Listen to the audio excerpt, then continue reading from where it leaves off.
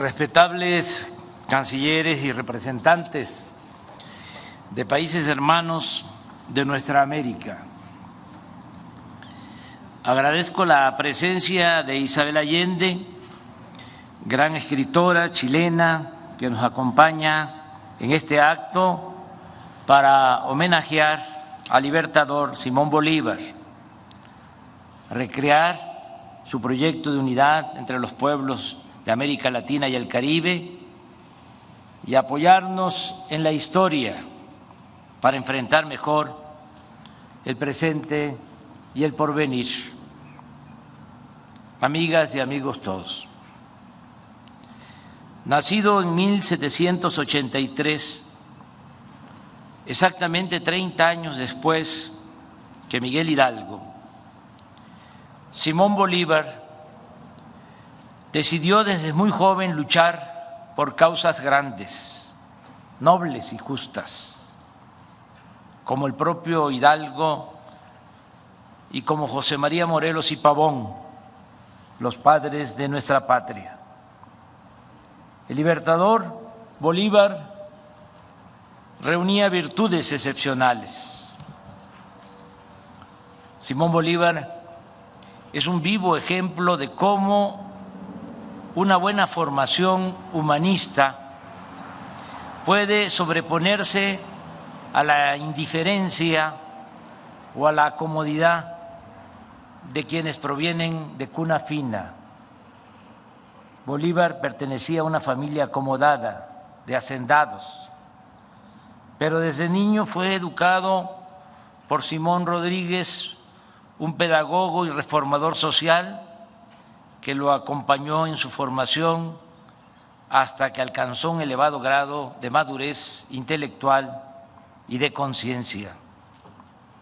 En 1805, con apenas 22 años, en el Monte Sacro de Roma, jura en presencia de su maestro y tocayo no dar descanso a su brazo ni reposo a su alma hasta que haya logrado libertar al mundo hispanoamericano de la tutela española. Al igual que su padre, tenía vocación militar, pero al mismo tiempo era un hombre ilustrado y, como solía decirse, de mundo, pues viajó mucho por Europa, vivió o visitó España, Francia, Italia, Inglaterra, hablaba francés, sabía de matemáticas, de historia, de literatura, pero no solo era un hombre de pensamiento, era también un hombre de acción. Conocía el arte de la guerra y era al mismo tiempo un político con vocación y voluntad transformadora. Sabía de la importancia del discurso, de la fuerza de las ideas, de la eficacia de las proclamas y era consciente de la gran utilidad del periodismo y de la imprenta como instrumentos de lucha. Conocía el efecto que causaba la promulgación de leyes en beneficio del pueblo y, sobre todo, valoraba la importancia de no rendirse, de la perseverancia y de no perder nunca la fe en el triunfo de la causa por la que se lucha en bien de los demás. En 1811, Bolívar se incorpora al ejército anticonstitucionalista, anticolonialista, bajo las órdenes de Francisco de Miranda, precursor del movimiento independentista. Poco después, ante titubeos de este militar, Bolívar toma el mando de las tropas y en 1813 inicia la liberación de Venezuela. Poco antes, como escribe Manuel Pérez Vila, uno de sus biógrafos, los pueblos lo empezaron a llamar libertador. título que le confieren solemnemente en octubre de 1813 la municipalidad y el pueblo de Caracas, y con el cual habría de pasar a la historia. En su lucha incansable por los caminos y los mares de América se entrelazan triunfos y derrotas. Su campaña militar lo lleva a refugiarse en Jamaica y en Haití.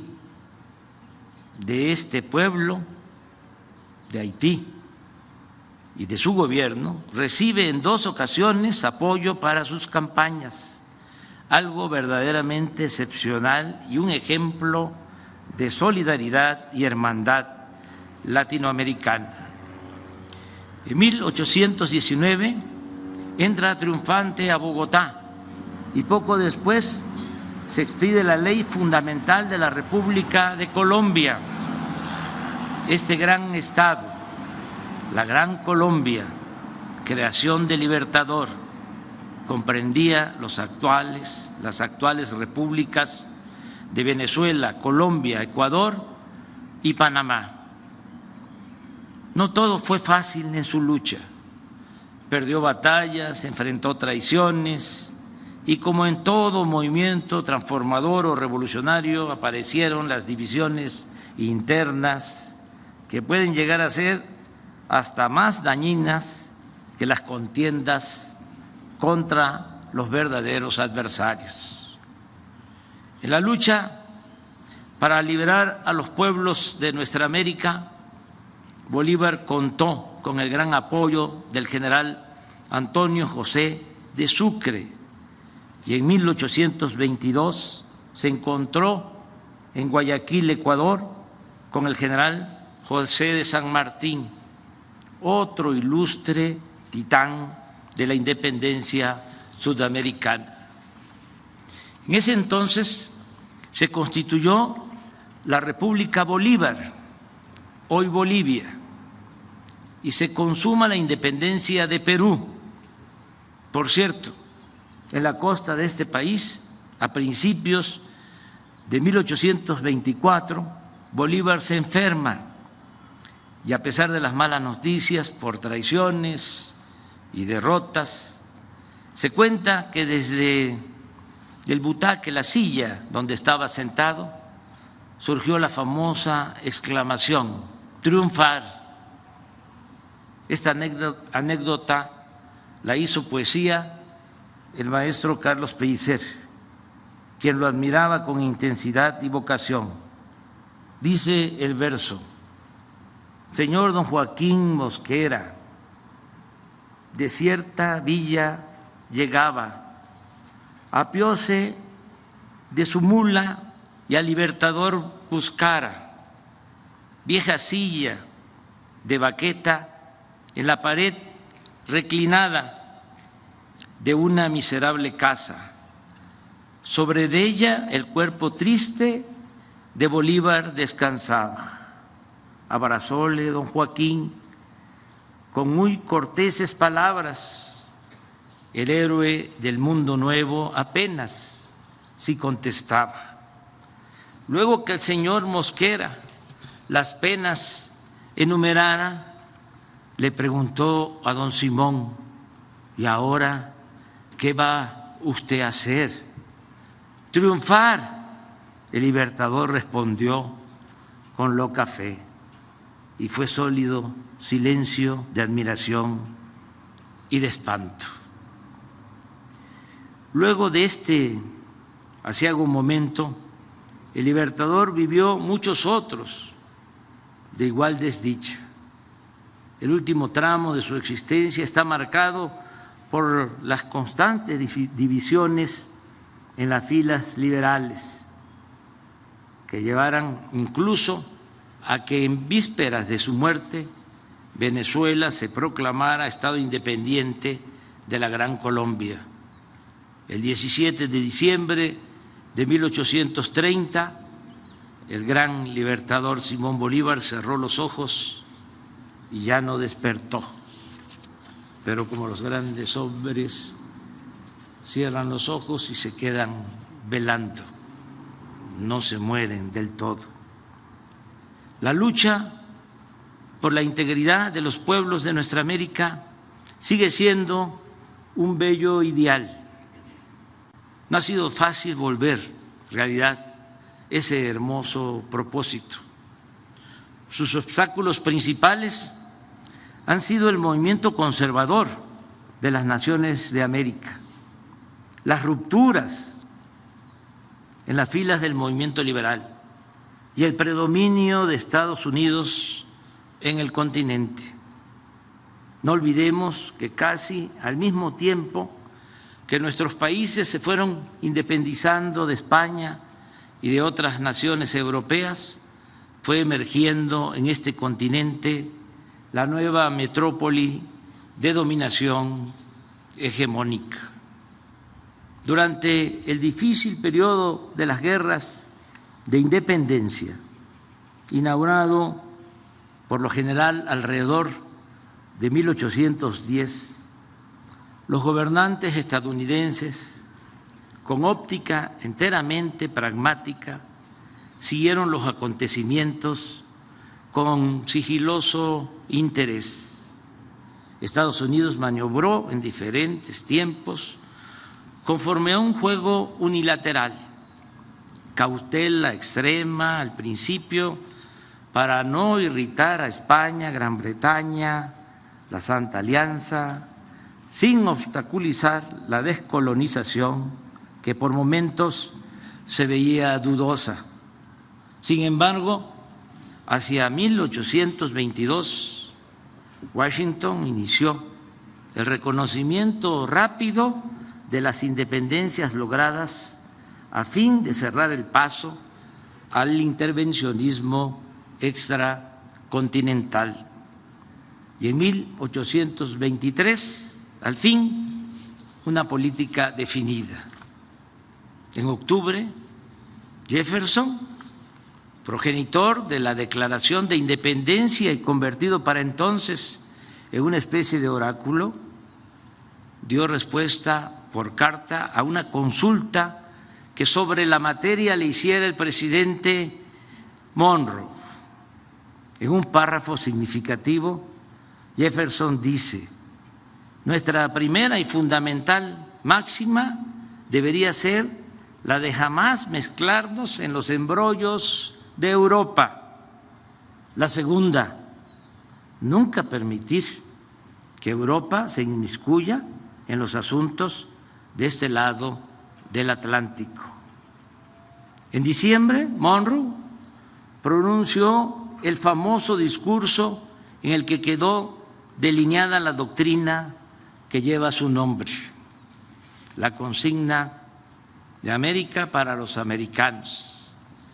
Terminó de desintegrar a los pueblos de nuestro continente y destruir lo edificado, lo material, por Bolívar.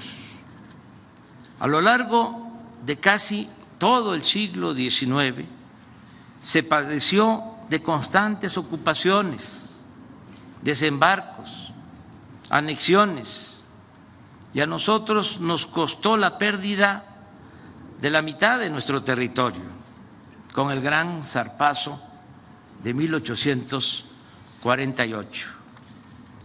Esta expansión territorial y bélica de Estados Unidos se consagra cuando cae Cuba, el último bastión de España en América, en 1898, con el sospechoso hundimiento del acorazado Maine en La Habana, que da lugar a la enmienda Platt y a la ocupación de Guantánamo. Es decir, para entonces Estados Unidos había terminado de definir su espacio físico vital en toda América.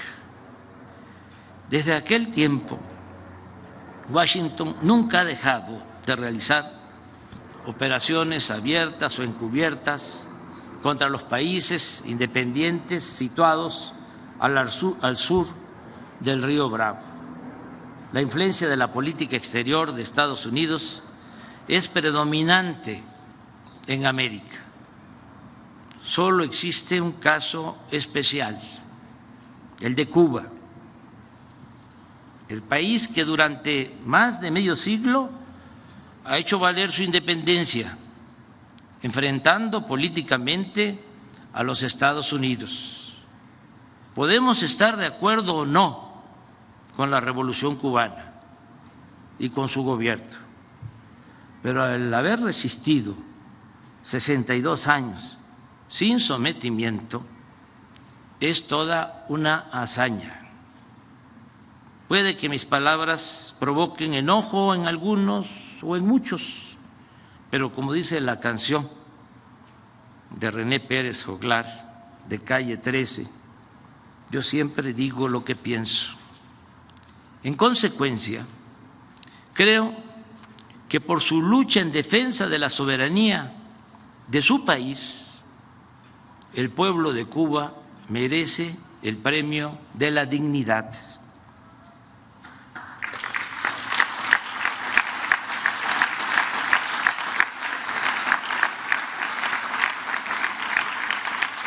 Y esa isla debe ser considerada como la nueva Numancia por su ejemplo de resistencia. Y pienso que por esa misma razón debiera ser declarada Patrimonio de la Humanidad.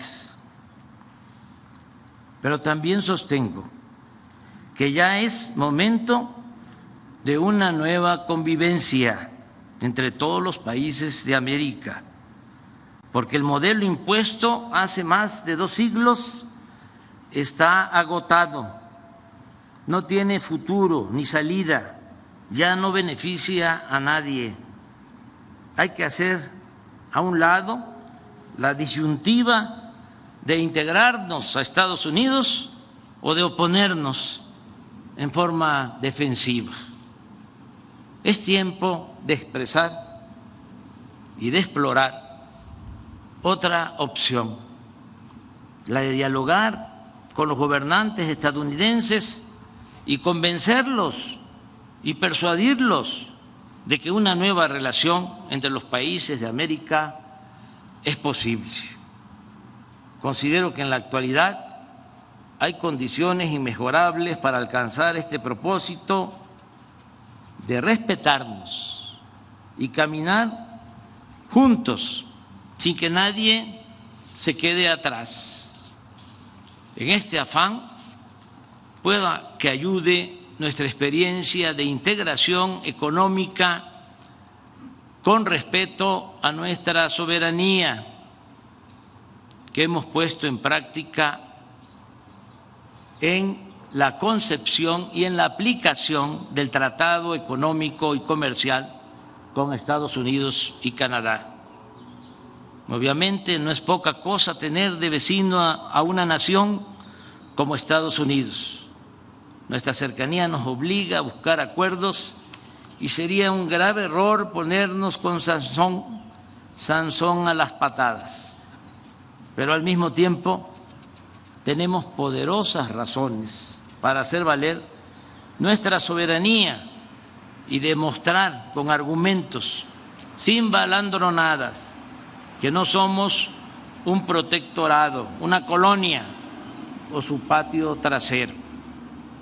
Además, con el paso del tiempo, poco a poco se ha ido aceptando una circunstancia favorable a nuestro país.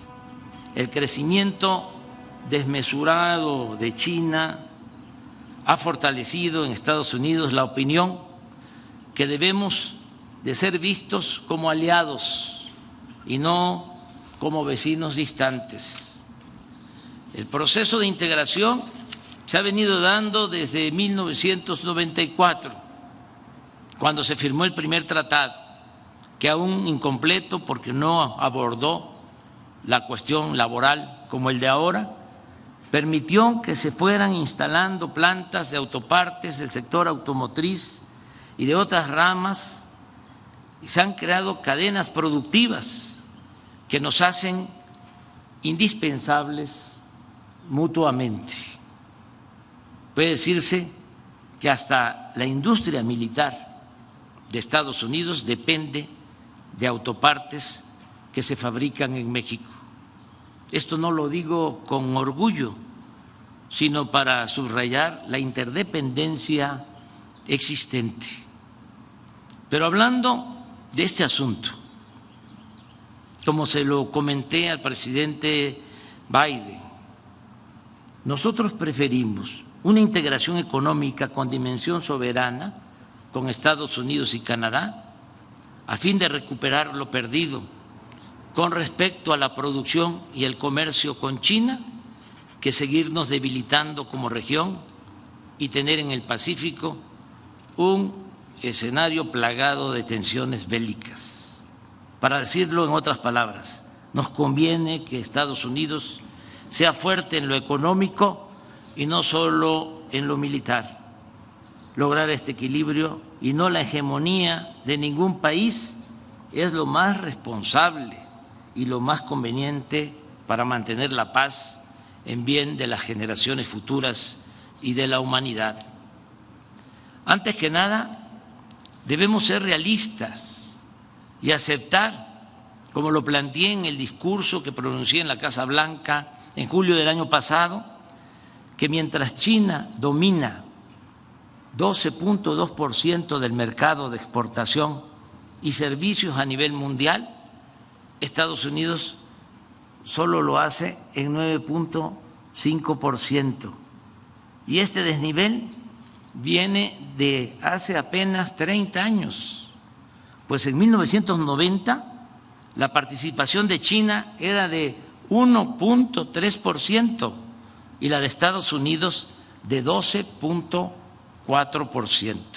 Imaginemos si esta tendencia de las últimas 3 décadas se mantuviera, y no hay nada que legal o legítimamente pueda impedirlo. En otros 30 años, para el 2051, China tendría el dominio del 64.8% del mercado mundial y Estados Unidos entre el 4 y 10%, lo cual, insisto, además de una desproporción inaceptable en el terreno económico, mantendría viva la tentación de apostar a resolver esta disparidad con el uso de la fuerza, lo que nos pondría en peligro a todos. Podría suponerse de manera simplista que corresponde a cada nación asumir su responsabilidad, pero tratándose de un asunto tan delicado y entrañable, con respeto al derecho ajeno y a la independencia de cada país, pensamos que lo mejor sería fortalecernos económica y comercialmente en América del Norte y en todo el continente. Además, no veo otra salida.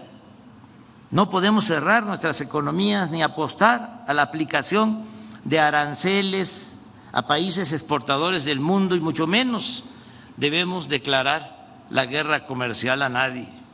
Pienso que lo mejor es ser eficientes, creativos, fortalecer nuestro mercado regional y competir con cualquier país o con cualquier región del mundo. Desde luego, esto pasa por planear conjuntamente nuestro desarrollo, nada de dejar hacer o dejar pasar. Deben definirse de manera conjunta objetivos muy precisos, por ejemplo, dejar de rechazar a los migrantes, jóvenes en su mayoría, cuando para crecer se necesita de fuerza de trabajo que en realidad no se tiene con suficiencia ni en Estados Unidos ni en Canadá. ¿Por qué no estudiar la demanda de mano de obra y abrir ordenadamente el flujo migratorio? Y en el marco de este nuevo plan de desarrollo conjunto deben considerarse la política de inversión, lo laboral, la protección al medio ambiente y otros temas de mutuo interés para nuestras naciones. Es obvio que esto debe implicar cooperación para el desarrollo y bienestar de todos los pueblos de América Latina y el Caribe.